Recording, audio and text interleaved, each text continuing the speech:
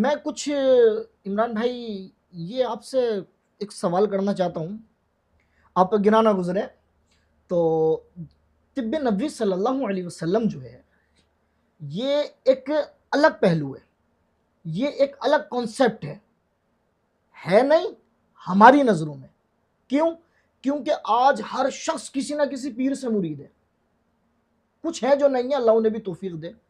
आज हर शख्स, social media का दौर है, बड़े बड़े मुफ्तियान इकराम की तकारीरें सुनते हैं, बड़े बड़े मुबल्लिग इस्लाम के बयानात सुनते हैं, पर हमें कहीं भी तिब्बे नबी सल्लल्लाहु अलैहि वसल्लम का जिक्र जो है ना सुनने नहीं मिलता। मैं आपसे ये पूछना चाहूँगा, ये मिशन आपके जहन में आया कहाँ से?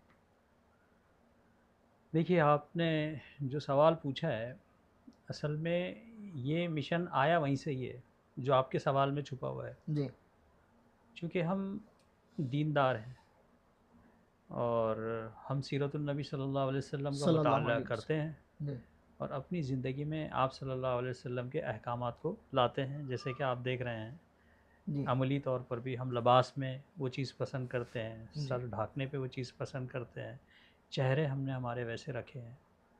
और ये चीज़ें हमको मिली है हमारी असलाफ़ से, हमारे बुज़ुर्गान दीन से। ये पहले सहाबा इकराम रज़ियल्लाहु ताला अन्हुम अजमईन में, फिर ताबईन, तब ताबईन, औलिया अल्लाह। अब मज़े की बात ये है कि जब हम औलिया अल्लाह की सवाने उम्र देखते हैं और उनके सवाने पर जब हम तज़किरा करते हैं और उनके ताल्लुक़ से हम बड़े जल्दी अलर्ट हो जाते हैं। वो सिलसिले आज भी है, चूँकि आज भी लोग बैत होते हैं, पीरी मुरीदी में अपने आप को यानी ज़म कर लेते हैं जी जी ताकि उसूली ज़िंदगी जिएँ, वो ज़िंदगी जो आप सल्लल्लाहु अलैहि वसल्लम ने जी है। जी जी और वो हम मदारिस इस्लामिया में भी देखते हैं, जी दीनी तंजीमों में भी देखते हैं, हर जगह देखते हैं।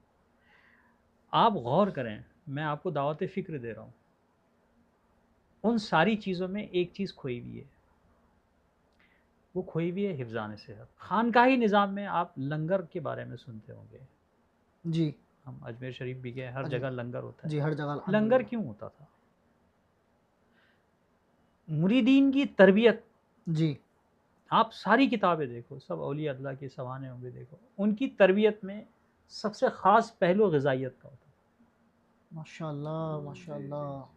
और इस पर आप बड़े-बड़े वाक़यात देखेंगे, हज़रत निज़ामुद्दीन औलिया रहमतुल्लाह अलैह के वाक़यात में रहमतुल्लाह अलैह। देखेंगे, आप बुज़ुर्गान दीन के जो इबादत के जो तरीक़े देखेंगे, तो उसमें आपको कहीं न कहीं वो खाने का निज़ाम आएगा, वो फ़ाक़ों का निज़ाम आएगा, वो ग़िज़ाइयत का निज़ाम आएगा, वो रूखी सूखी जो रोटी है वो आएगी। चूँकि ये लोग आप सल्लल्लाहु अलैहि वसल्लम की ज़िंदगी अपने ज़िंदगी में ज़म कर चुके हैं। ये वो फ़ाक़े महसूस करते हैं। इनके वहाँ वो रोज़ों का निज़ाम, उनके वहाँ पेट पर पत्थर बाँधने का निज़ाम, ये क्यों है? हज़रत उमर रज़ियल्लाहु ताला अन्हु के दौर में तो ख़ज़ाने आने शुरू हो गए थे। फिर एक दस्तरख़्वान पर 2 सालन क्यों पसंद नहीं? क्या लगता है आप? उनके पैरामीटर पे या बुज़ुर्गान दीन के पैरामीटर पे हम फिट बैठते हैं क्या? तो आप क्या ये कहना चाह रहे हैं कि आज भी लोग वही इस्तेमाल करें जो वो लोग इस्तेमाल किया करते थे? आज तो अल्हम्दुलिल्लाह हमारे पास फैसिलिटीज़ है ना, आज तो बड़े बड़े रेस्टोरेंट है ना, आज तो हमारे पास चिकन की 1000 तरह की डिशें मौजूद है ना, तो क्यों खाएं हम सूखी तो रोटी? क्या किया उन डिशों ने हमारे साथ? क्या किया? उन उन लज्जत है ना उसमें, हाँ, तो ज़बान की लज़्ज़त है ना, जिस्म की ज़रूरत कहाँ गई? ताकत तो देती है ना ये कहाँ से चीज़। ताकत है? कहाँ से ताकत है? चलो मैं 5 किलोमीटर किसी को पैदल लेके चलो, आपको क्या लगता है? ये जो असबाब बने हैं, जो असबाब हमारे पास आए हैं, जैसे औरतें इतनी बीमार क्यों हुई? हम सहूलतों के चक्कर में अपने आप को हमने हिलाकत में डाला है। अच्छा, ये बड़ी-बड़ी बीमारियाँ आ किस ज़रिए से रही है वो भी तो तहकीक करो, वो तो ग़िज़ा से ही आ रही है। जी ग़िज़ा से ही आ रही है ना। बुज़ुर्गान दीन अपने आप को ग़िज़ाइयत से इसीलिए बचा के रखते थे क्योंकि उनको इबादतें बहुत ज़्यादा करनी थी। तो ये तो बड़ा मुश्किल होगा ना, जो आप बता रहे हैं कि सूखी रोटी भी बुजुर्गान दीन ने खाई है। आज हमारे पास हर तरह की फैसिलिटीज़ है। पहले लोग हाथ से आटा पीसा करते थे, हुँ, ठीक है, उन्हें एक्सरसाइज की ज़रूरत नहीं थी। हुँ, आज अगरचे हमारे पास दूसरी फैसिलिटीज़ है कि हुँ, हम चक्की से आटा पिसवा के ला रहे हैं, हुँ, ठीक है, हुँ, पिसवाने की भी ज़रूरत नहीं है। आज हुँ, तो एक फ़ोन करते हैं तो कट्टा जो है हुँ, आटे का चला आता है हमारे हुँ। पास। अब उस काम से हम बचे तो उसके लिए एक्सरसाइज कर रहे हैं। अपने जिस्म को फिट रखने के लिए। पर आज हमारे पास इसी तरीके से जैसे इसमें फैसिलिटीज है, तो क्या खानों में भी तरह तरह की हमारे पास डिशें हैं। ठीक है। अच्छा, पहले लोग सादा पानी पिया करते थे, आज हमारे पास आरओ है, हमारे पास फिल्टर्स का पानी है, आज हम इससे इस्तेमाल कर रहे हैं। जब ये सारी हमारे पास फैसिलिटीज हैं तो क्यों खाएं हम सूखी रोटी, क्यों जाएं हम उस तरफ। आज जब हमारे पास हर तरीके की कई तरह की नेमतें मौजूद हैं, कई तरह के आटे, कई तरह के चावल हमारे पास मौजूद हैं, क्यों जाएं हम जौ की तरफ, क्यों जाएं हम मक्का की तरफ। नहीं जाते ना हम, नहीं वो नहीं जाते। देखिए किसी भी चीज़ का जो है ना रिजल्ट देखा जाता है दुनिया में जी, किसी भी चीज़ का रिजल्ट देखा जाता है। मैं आपको रिजल्ट बताता हूँ। शायद आपकी पैदाइश कौन से साल की है? मेरी 97 की। 97 है। 97 यानी जब ये सदी गई होंगे तो 3 साल के ही होंगे आप जी। आप हमसे मुलाकात करने आए ना, तो हमसे कुछ सीख लो, क्योंकि हमारे पास जो चीज़ है वो आपके पास नहीं है जी। नहीं वो तो है। ये वीडियो को सारी ज़िंदगी रिकॉर्ड रखो अपने साथ कि जो ये कन्वर्सेशन हो रहा ना मैं आपको सिखाता हूँ जी। हमारी पैदाइश 1978 की है जी। हम 70 के और 80 के दरमियान पैदा हुए।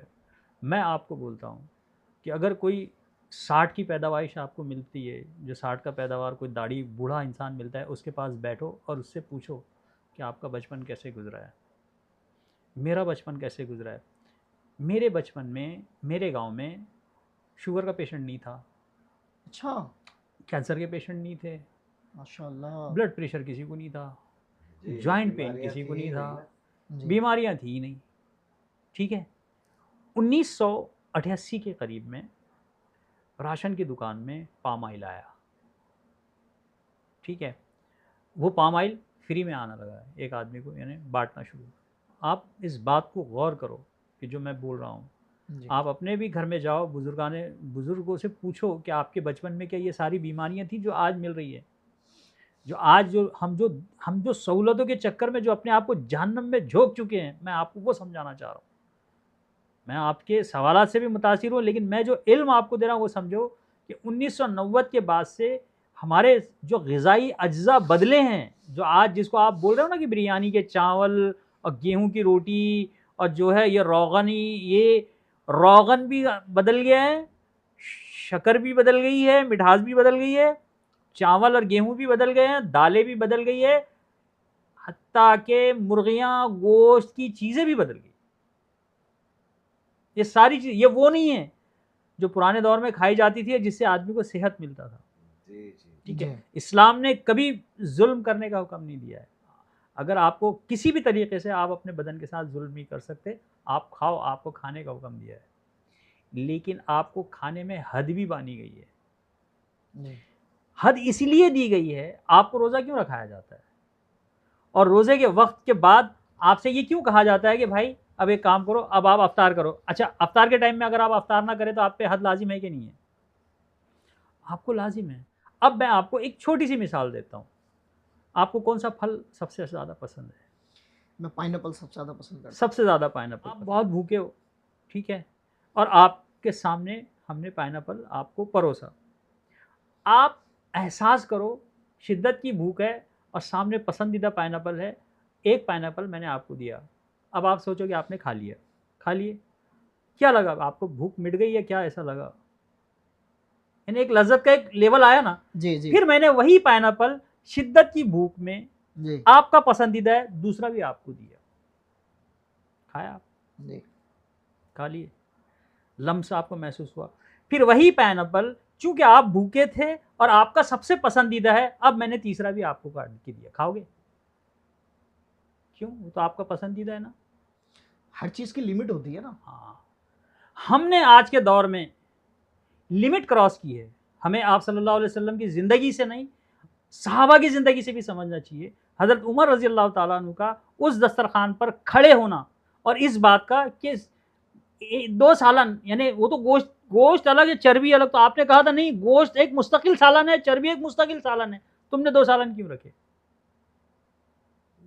अनाज जो है, मैं जौ की इसलिए तारीफ़ कर रहा हूँ क्योंकि गेहूँ जो है, आप किसी डॉक्टर से पूछो, वो पूरा मुकम्मल ग्लूकोज हो चुका है। क्योंकि वो जो गेहूँ उगता था वो 1 एकड़ की ज़मीन में 2.5 थैले उगता था। ये जो गेहूँ इन्होंने चेंज किया है, जो बदला है, जो हाइब्रिड आया है, ये वही एक एकड़ की ज़मीन में 12 थैले उगता है। कुछ तो बदला होगा। इंसान तो आदम अलैहिस्सलाम से लेकर क़यामत तक के एक ही नस्ल है। अगर आप ये बोलते हो कि दौर बदला है तो ये बेवकूफ़ी है। दौर में इंसान अपने आप को ढालता है, दौर नया नहीं है। इंसान जी भी वही है, ये भी है। इसीलिए हम जो खाने खा रहे हैं वो खानों से हमें अपने बदन की ज़रूरतों को महसूस करना बहुत ज़रूरी है। जैसे मैंने बोला ना, आप चौथा पाइनएप्पल भी कभी नहीं खाएंगे। अगर आपने 5वां खा लिया तो आप उल्टी कर लेंगे। बिल्कुल।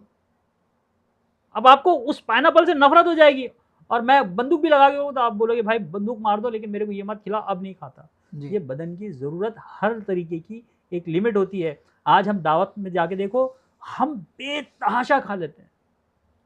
अफ्तार में भी हम बेतहाशा खा ले रहे हैं।